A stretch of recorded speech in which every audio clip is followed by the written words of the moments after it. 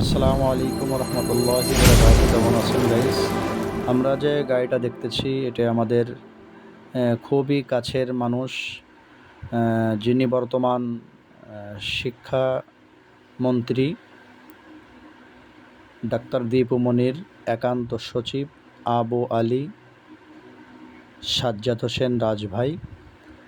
ওনার গাড়ি, এটা হচ্ছে ওনার মাদ্রাসা, এটা মাদ্রাসার মাঠ। এটা হচ্ছে মসজিদ, অনেক সুন্দর মসজিদ, গ্রামে উনি করেছেন ভাই। অনেক সুন্দর একটা মসজিদ করেছেন। আজকে আসছিলেন আমাদের সাথে সাক্ষাৎ করার জন্য।